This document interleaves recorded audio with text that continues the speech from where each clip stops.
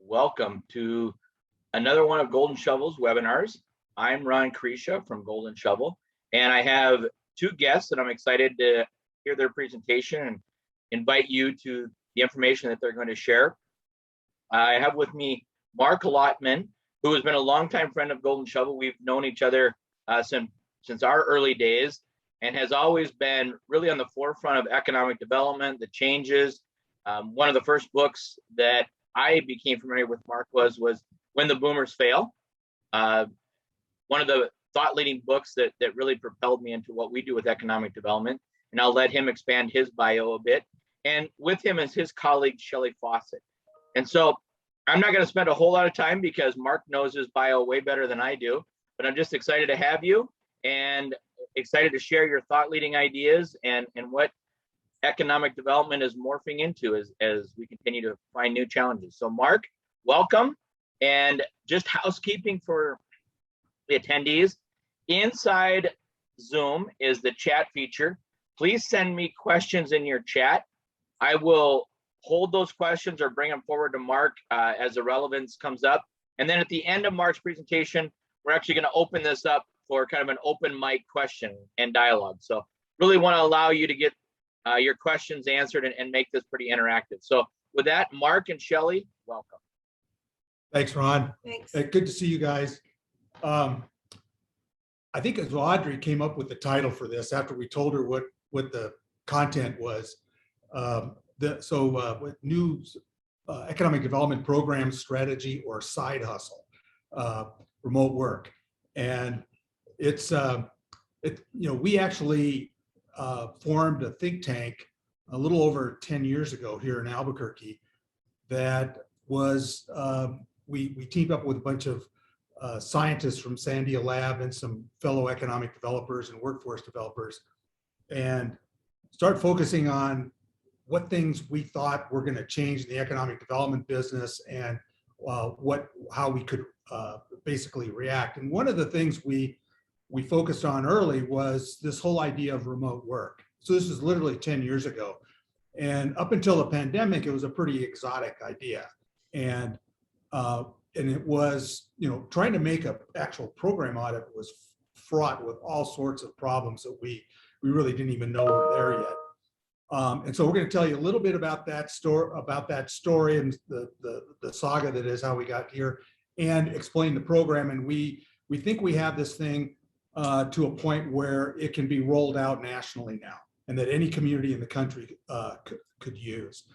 So Shelly Fausett is my colleague and really the brains behind this program now. She's been with us about 3 years and basically took over the pilot on probably the second or third beta version, and finally got it to really produce.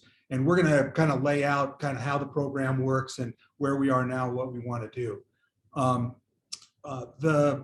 The program, we're rebranding the program effort as remote workshops.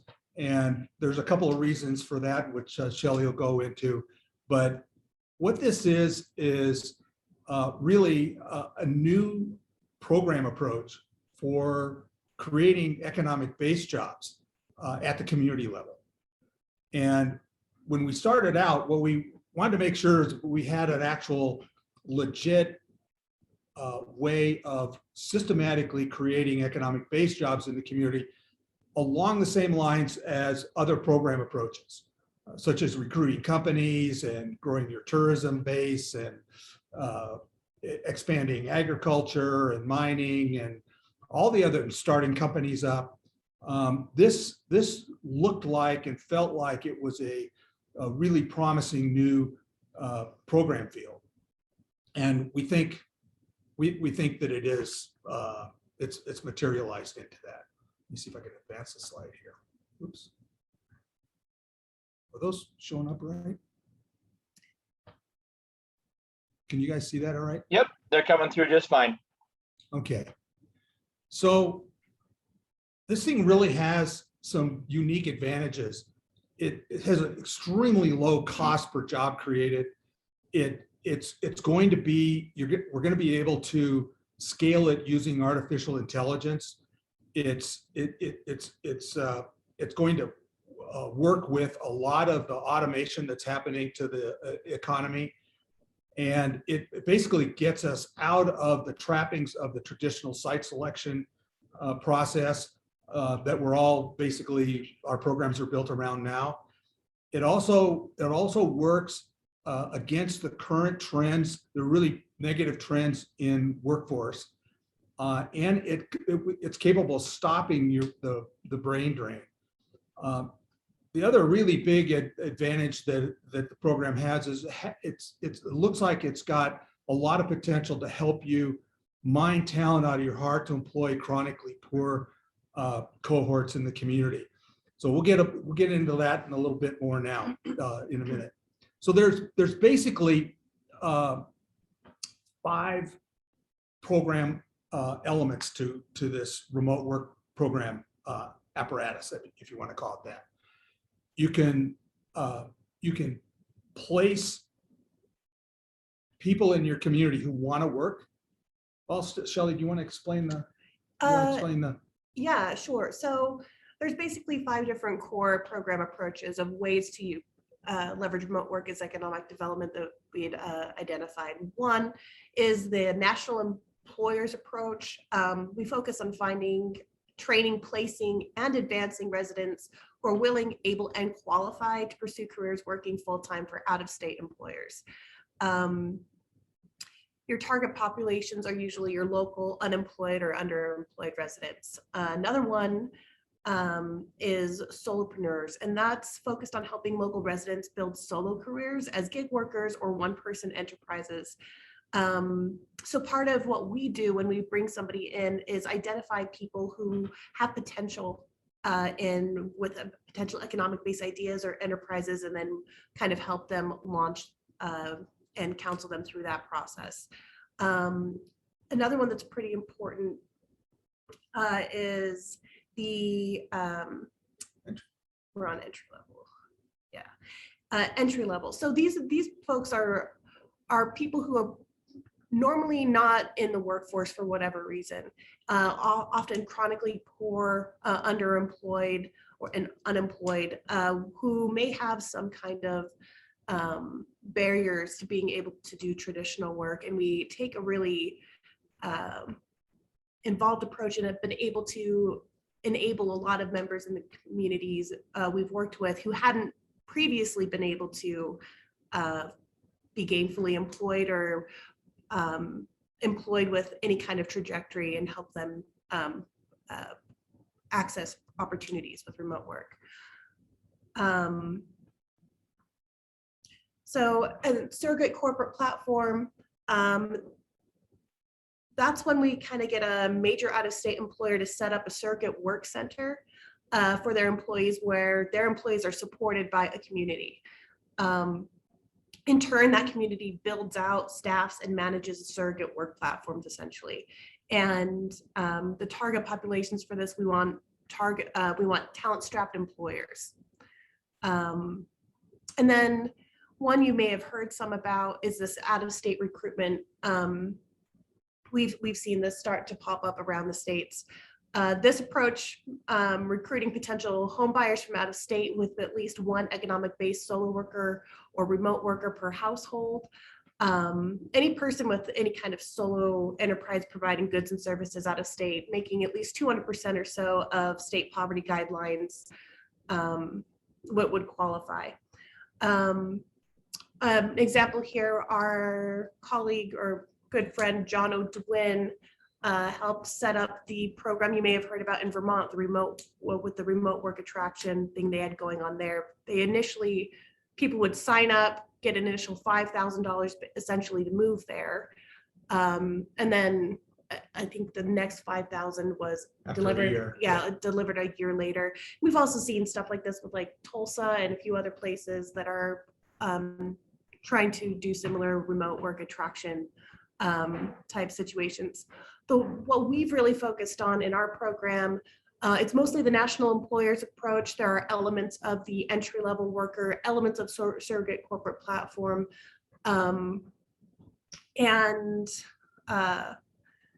So as Mark mentioned earlier, the whole concept of this was innovated by the Community Economics Lab. That's the think tank Mark was talking about here in Albuquerque, working on new ideas in economic development. And in 2015, there were advocates of the program and its potential. They persuaded the New Mexico Jobs Council to establish solo work, which was the name that we were using for it at the time, as a formal program theater. The Jobs Council was an interim committee of the state legislature here. It was chaired by the Speaker of the House and the Senate pro tem. And the statute came into being in 2016. Solo work programs are funded by the Economic Development Department here in New Mexico on a post-performance basis, meaning that after creating a job or successfully placing a person in an economic base remote job, the program then turns around and bills the state on a per job basis, and pretty affordably, actually. Mark talked about that earlier, and we'll go into the cost per job a little more. We've got that coming up in just a second.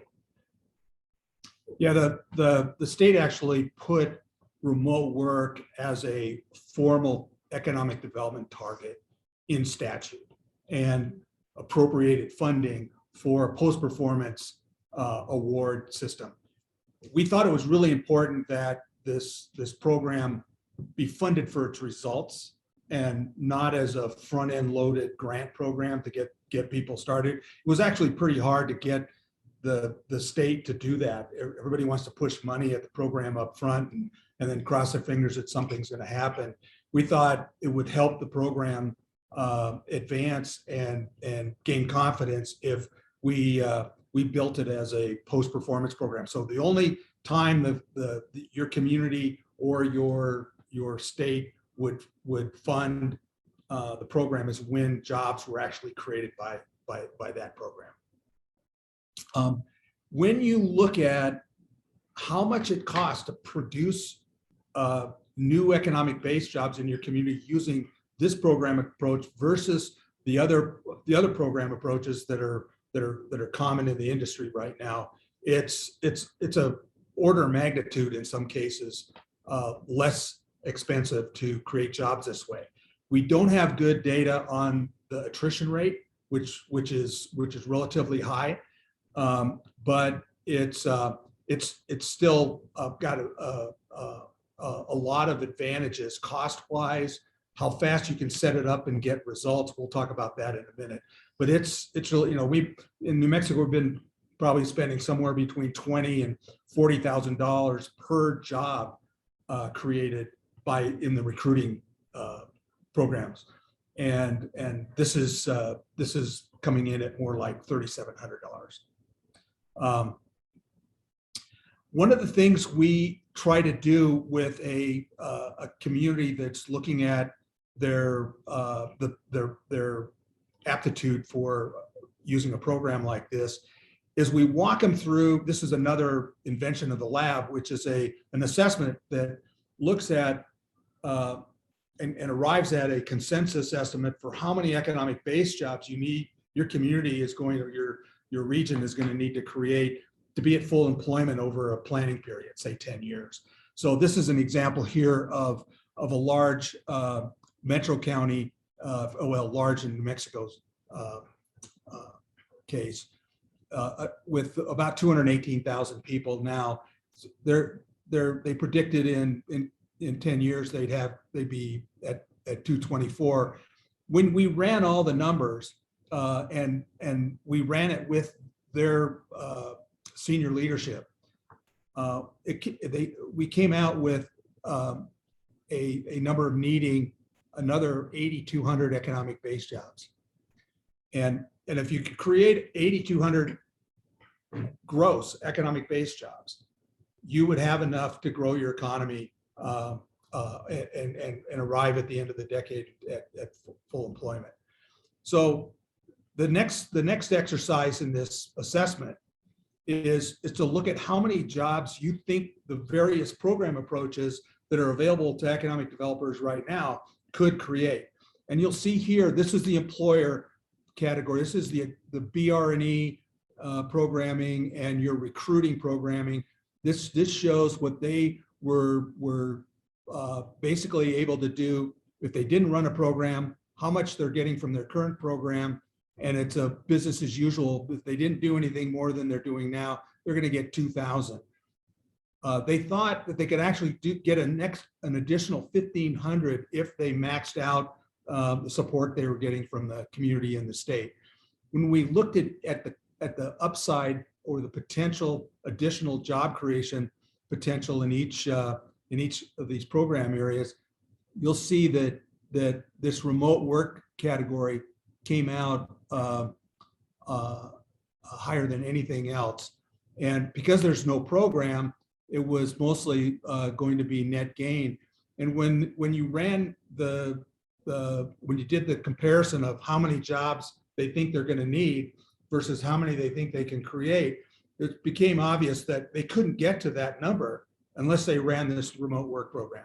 And that's one of the things we try to do with any community that's thinking about doing this, is to try to get an assessment of how badly do you need a program like this, and what percentage of all the jobs you think you need could be created by it, and to what extent is it essential. And without that, this thing just becomes kind of a social experiment, we think, and it's a lot better. We'll feel a lot more comfortable all around if we're working with a community that understands what this program could and is built to mean for it. So you might be asking, like, what kind of jobs these are, and there's no one answer, honestly. There's a lot you can do if you want to work remotely. It all depends on an individual skills, experience, and aspirations. And if somebody doesn't know what they want to do, but they know they want to work remotely, we help them figure out that too. I personally believe that someone shouldn't have to leave their home or their hometown, their families, in order to be able to have a career that's meaningful to them, and in which they can grow, be supported, and have a work style that works for them, so they can fit their work around their life as opposed to their life around their work. Here are just a few types of careers a person can have as a remote worker.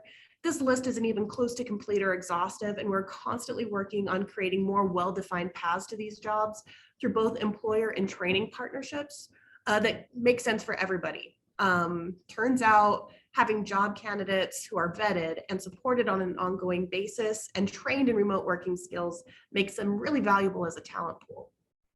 And so you might be asking who these candidates are. Right. Oh, you got it. We mentioned unserved talent earlier, and you might notice some of these demographics have an asterisk next to them. These are populations we've identified that may not currently be in the workforce that we believe we have the ability to bring opportunity to. For example, and as we've been working these last several years, we've been working with vocational rehabilitation referrals to bring opportunity to people who might be homebound or disabled in some way that does not allow them to participate otherwise. I personally first got involved in remote work a long time ago because for a time I was one of these people. Stay-at-home parents and caretakers also need options to work if they want to, and we have the ability to bring in that opportunity. I continued my experience in remote work personally because for a time I was one of these people too. Spouses of active military personnel can find it difficult to maintain a career with frequent moving required by their spouse's employment, and that also can be solved with location-independent work. Another group that's asterisked here are the chronically poor, underemployed, hard to employ, and those who may have domestic issues that prevent or inhibit their success. We have been trying this program out in a rural county to the west of Albuquerque, and frankly, a lot of the people we were serving fell into this category. It was a poor county, subject to generational poverty and a host of other challenges that could pretty difficult to overcome, but you got to work with what you have. And so we were able to have quite a lot of success there. And a lot of times people just need someone to believe in them and give them tools to succeed. So speaking of tools to succeed, I want to talk to you a little bit about how it actually works in bringing somebody in and what the candidate experiences. When somebody signs up for a program, they're invited into a back end that actually mirrors a remote work environment. It gives them a place to socialize based on interests or training cohorts. It's also a place where we house their career planning. We create a specific place in this backend for each person to curate as their own, to set goals, work on application materials, and identify job targets. And we also assess their skills. What do their work keys assessments look like? What are their computer skills like? And we assess their goals and make recommendations. And we do try to take a two-prong approach with each candidate. A lot of the people we've worked with historically need a job yesterday. So we try to identify how to best get them in something sooner rather than later. But we also want to identify where somebody wants to be 5 years from now. And then we try to kind of reverse engineer that goal and fill in any skills and experience gaps they may need to get there. And we've really worked on curating a robust library of tools and resources that we basically prescribe to an individual based on their particular circumstances. These include factors like what kind of hours they need at work, what kind of flexibility they may need, what are their ambitions, and do they need benefits? What does that look like in their particular case? So we get everybody trained in the tools and skills they need to effectively perform remote work. And again, it's kind of meta because as soon as they're brought into the program, they're already existing in a remote work environment. So it's training from the beginning, essentially. And we also educate people about the smorgasbord of opportunities remote work has to offer. Then we help each person kind of curate a database about themselves that they can add to on an ongoing basis and pull from to quickly customize for resumes, cover letters, or even workshop interview questions or elevator pitches. We set goals, offer interview guidance, and then we work on actually getting them placed in jobs. If we have an employer partner that already exists, that's a good fit, I'll go ahead and make that recommendation to get them connected. We also may set them up with some additional training or certifications at that point. But that is not the end of it. So placing somebody in a remote job is great, but that doesn't mean much if we can't really aggregate. And so we remain an ongoing support and resource to anybody who comes through the program. We stay involved in career planning, skill gaining, and up placement into better jobs. We want everybody to feel like we have their backs, and not only those of us who are running the program, but everybody in it. Because as you may have heard, and especially because of what we've been through as a society the last couple of years, the biggest problem with remote work can be that it's isolating. But in this program, they have each other. And the pilot we've been working on the last several years, it has a co-working space. And there, pre-pandemic, we would do things like socialize, board game nights, potlucks, all of those things, let people know that they still have a community, tell jokes, all of that great stuff. And if somebody has a problem that somebody in their group has already mastered, they know they have somebody on hand who can help them solve these problems. And so we think that's really important. We believe in this back end to help retain people. And we have just a couple of, so everything on the left side here are things that we were able to take action on and have exist. And on the right side, we were able to have the co-working space and some IT support.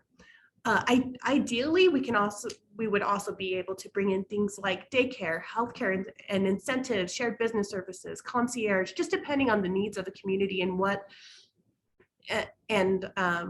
we basically want to be able to adapt to the needs of what the local workforce is and the things that they need that are keeping them from being able to achieve otherwise. I have a couple of examples here. So Nicole came to me with a business degree and she didn't have any opportunity to use it in her rural area. We helped her launch her own business as a virtual assistant solopreneur, and she sells her services managing websites, social media, and digital marketing. Was pretty exciting. And then Keith here, I have some information from him, here's his story in his own words. This was an incredible opportunity that has changed my life. I've always dreamed of working remotely, but figured there were no jobs. I was in the middle of my associate's degree in web programming and wanted to find remote work to help me through schooling. The opportunities seemed endless, and I was very lucky to get an opportunity to train in a field that would use the programming skills I'd already learned. He said, now I'm making $15 an hour in an internship at a wonderful company that looks promising. I'll be hired on full time and making more than starting pay. but it doesn't have to be tech. My friend who introduced me to the program works telephoning Medicare patients, received all the training he needs from the place he works, so on. He goes on. He was great. And actually, he now is working full time, making much more money, and he was able to move up, which is pretty cool. Alex is it? Alex had a lot of experience in marketing, but he didn't have any options for in his local area for what he had to offer, and so we were able to get him. We were able to find him work as well. Gloria over there she had worked in the bail bonds business for years, and then she had the laws changed, it went away, and she didn't know what her options were, and we were able to get her a job working about 17 an hour from home, and she was really happy with that. And then Jacob there started at $12.50. We had him up to $20.50 in about a year, which was pretty cool as well.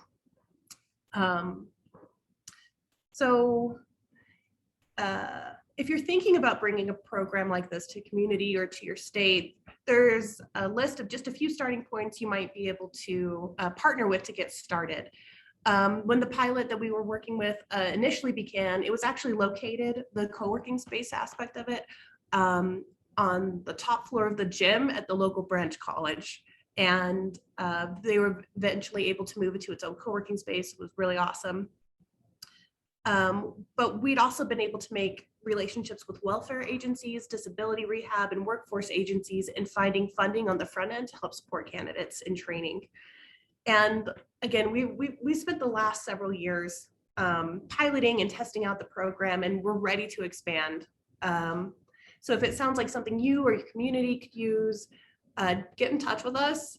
We have a new website that's trying to attach to a domain right now, having some tech trouble as per usual, but you can contact me or Mark. And again, we're ready to take it places. So if it sounds like something that you're interested in, get in touch, and we're also available to answer questions. I was going to make a couple more comments about just the kind of the character of this program opportunity. When you look at it strategically,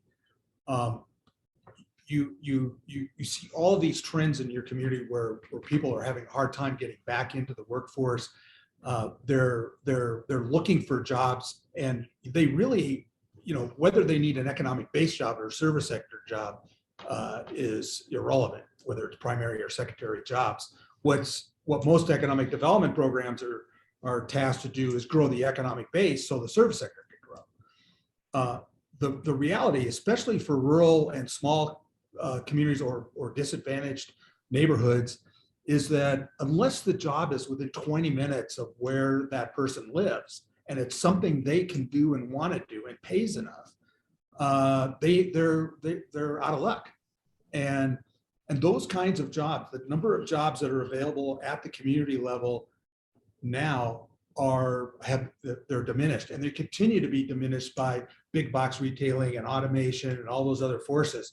And so there's two things I want to bring up for my fellow economic developers. One is, over the next 10 years, you're going to have to create way more economic-based jobs than you used to, because there aren't as many service sector jobs now, because they're being automated and they're being compressed by or constrained by big box retailing and automation and other forces.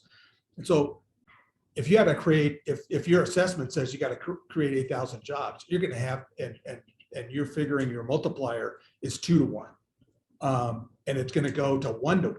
You're going to have to create more jobs, and you're not going to be able to create them in the service sector. You're going to need to create a much higher ratio of economic base to service sector. All of these, for the most part, all of these remote jobs are economic base. The money that's coming in to pay for the salaries are coming from enterprises outside your state or outside your community. So it's just like a job at a manufacturing plant. So we think this is going to be, not only is it not exotic anymore and pretty mainstream, but we think this is going to be an essential and is an essential strategic component, whether you like it or not, for every community in the U.S. When you think about how many, first question that comes up is how many jobs could you create? How many could we create? I'm in most places we've worked with, we thought we could do a throwdown with the recruiters and BR&E guys and say, let's see who can create the most jobs. Because especially if you have a community college or you have an accessible reservoir of people who are qualified. It's going to be really expensive if you're pulling people out of the hard to deploy chronically poor cohorts in your community, but it's still doable. It's just going to be much harder. But in the last 8 months in the program in rural New Mexico, Shelly created 110. It was from the beginning. So we kicked it into high gear and went statewide to be able to help people at the beginning of the COVID crisis when everything started shutting down, because we noticed a lot of people, even particularly in the service sector, now out of work, like restaurants, retail, hospitality. And so, yeah, in that initial first 8 months of the COVID crisis, we got about 110 jobs. And that was in mostly rural New Mexico, and also was despite the unemployment incentives. So yeah, there was a huge disincentive in New Mexico. I know it was everywhere in the country, but it was a huge disincentive to work. Not only just the risks of the pandemic, but the extra 300 a week made it pretty hard for people to do all the work required to get one of these jobs at under $15 an hour. So let's talk a little bit about, before we open it to questions. Sure. Or Ron, do you want to tell us what some of the questions are, and then we'll. Yeah. So I think at this point, Mark and Shelly, and thank you for the information at this point, Victor, who's my technician, let's go ahead and open this up. And then if somebody has questions, just use the raise your hand feature. And I'll let you finish your thought there, Mark, and then we'll take this into hopefully a little bit more discussion. So those of you that are attending and participating, this is your opportunity to please engage and to bring your questions and comments to the table. So Mark, I'll let you finish your thought, and then I'll watch for hands to go up. So what we're at a point now where we would like to beta this around the country in different markets with different size communities, and further build out the program experience. And I was talking to Aaron and Ron at Golden Shovel about, well, maybe you guys have clients that you understand where they are, what their challenges are. When I explained the program to them, we had a conversation about, well, maybe you could offer this in kind of an initial first wave opportunity for any of your current clients to take advantage of it. So we fashioned a program offer that we would like to, in the next 6 months, find 10 to 15 communities that run the gamut from big urban areas to really small, like 400 population rural areas. Get a really good spectrum or range of communities and geographies, and run the program for them. This is kind of what we've been thinking is, for $10,000 up front. Again, we're talking about a post-performance program, but in this case, $10,000 up front would allow us to spend the time we need with the planning team, with the community economic development folks, figure out how many jobs they could create, need to create, and what the targets would be, and then build the program out and run it and create at least 4 to 5 jobs for the 10 grand. And if you didn't, we'd give you your money back. But but if we had 5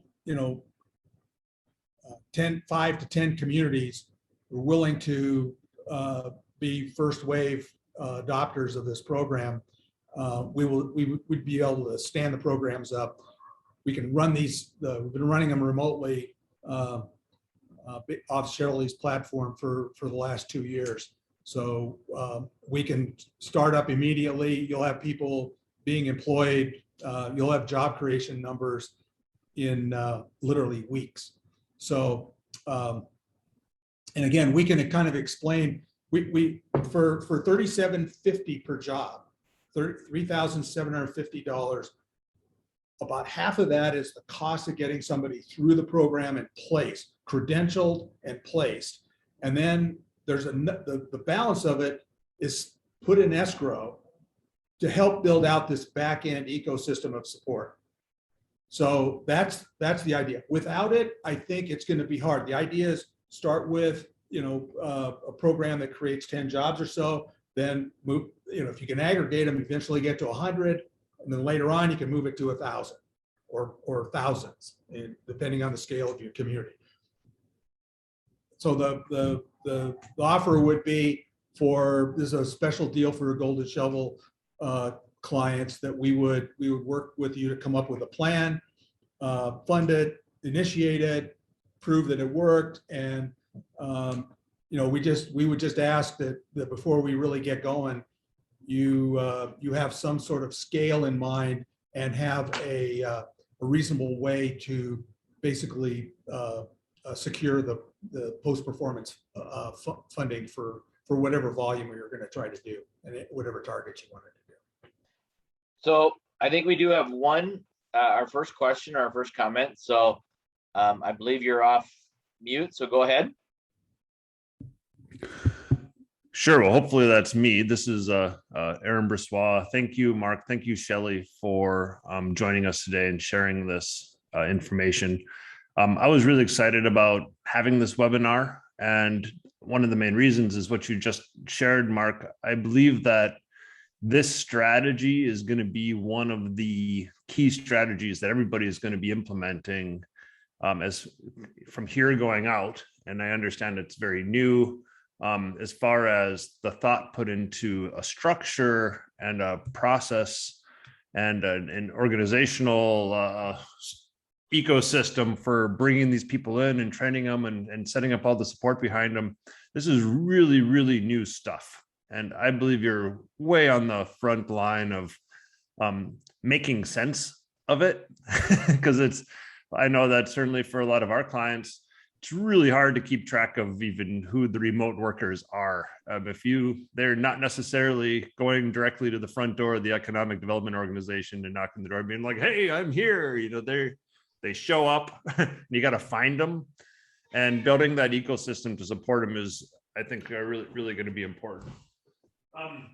And so the opportunity that you're offering, that for all of the certainly our clients that are on right now, is a chance to really test out and be at the forefront, for the more progressive organizations too. This is significant job creation in the large scale of all of it. It seems like you mentioned, you guys aren't afraid to take on the BRE guys and the business attraction guys with your approach. And I believe that the groups that work with you to test this out are going to certainly get the benefit of having been first adopters of it. So thank you. Thanks for sharing. And I highly support and recommend any of our clients that are interested in exploring this. The one thing to get in, I think is going to need a commitment. It does take time. There is work to get down there and make sure you connect with your people, but I believe the results will be really positive. So thank you. And that's my question. Thanks, Aaron. Yeah, I want to point out that our standard for, is it a legit economic development job creation program, implies that it's creating jobs that you otherwise wouldn't create. So if you didn't have the program, people are going to go do remote work anyway. So you can have all this remote work, you're going to have a shift to it no matter what. But what part of this could be put under management? And systematically how many, you put money and resources in on this end, and out the other end come a bunch of economic-based jobs, career path economic-based jobs that you otherwise wouldn't have been able to achieve. That's what this does. Merely throwing out an incentive for someone to move to your community if they're a remote worker and get $10,000 like Vermont did, it doesn't tell you whether that person was actually going to move there or actually was moving there already, or whether that incentive had anything to do with their decision. And then there's usually no back end tracking of what happened to that person over time. Did they find a job locally and quit working remotely, or have they moved up? And one of the ambitions of this program is to actually put people in remote work careers, or get them into, so they're counseled all along the way, they're supported, and they become part of a cohort of folks. So in the rural community we were testing this thing out in, it was really important to have the group bond to itself, and as one cohort went through Shelly's process or system, they were then in a position to advise and coach the next group coming through. And because a lot of them were applying for the same jobs, and people that were in a cohort 6 months earlier were moving up into higher and higher paying jobs. And so, if you have these the people going through this program in your community, feeling like they're part of a group and get to know each other, they will take care of each other. And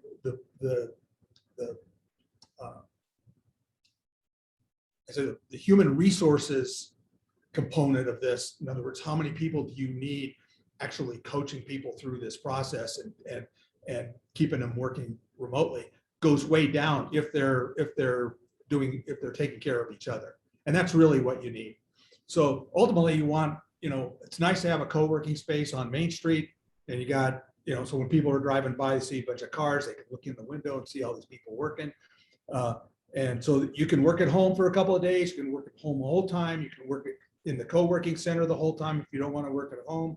But basically you set this thing up so this remote work modality becomes a dominant feature of your economic development strategy. Yeah, I really support that. And Shelly, I really liked what you were talking about as far as the support environment, because like certainly at Golden Shovel, we do a lot of marketing for the interest of attracting talent, and we can find the best success stories, and we can connect, emotionally, hopefully, with people that are looking to move to your community. But once they're there, that's where a program like what you guys are talking about that nurtures them and develops them, and nurturing and developing people that are already in your community that just need to get to the next level, like that's a really important piece of the puzzle. There's one thing to attract somebody to your community, but there's another thing to nurture their growth. And really impressed what you guys have put together. There's a little scale for, at $37.50, what it would cost per job. And I think you'll find if you add up all the cost of the programs for other strategies, that this is pretty low cost. Again, we don't have the kind of data we really need for how long these jobs last, or how well people progress to higher salaries. We have anecdotal evidence that people quickly, especially if they're, if you have a community college that's where people are taking online courses in a mix with their in-class courses, Shelly can get them placed immediately after graduation or before graduation while they're going to school. So this program could dramatically improve the placement rate and the earnings of graduates, and the same thing with your workforce development program. One thing I would caution everybody, one of the things we think we figured out or think is important to keep in the back of your mind is don't let this become a workforce program. Don't, it has to, we've had a lot of people try to fund this with workforce or training or education funding and through education and workforce institutions. And it's not that those institutions are necessarily prejudiced in any way. It's just they don't get paid for placing people. Economic developer, they don't get paid for creating economic-based jobs. That's what economic developers get paid to do. So you want to keep this program in the wheelhouse of your local economic development community or program. You can use funding and support, and you can use them as partners, but it's going to be problematic at some point if the program is essentially operated and run by the workforce development and education interests. So Mark and Shelly, we're coming up on the 45-minute block, which is about what we allocate so people can, if they need to go get a bite to eat or get something to drink before they go back to work. But want to thank you for your time. Your Mark and Shelly's contact information is on the screen. And of course, we do send this out to all the participants. And if anybody wants to or would like more information, please send Mark or Shelly an email or into Golden Shovel. Just respond to the email where we send you a recording of this. And feel free to pass this on to others that may be interested. I want to thank you both for your time. And I'm sure the questions, as they always do, will follow as people have a chance to digest and then think about how they may want to take the next step. So again, thank you both. I wish you luck. A much needed program. And as Aaron said, a lot of support from Golden Shovel on this to help communities as they work through this. Thanks, you guys. Thank You guys are great. Thank you.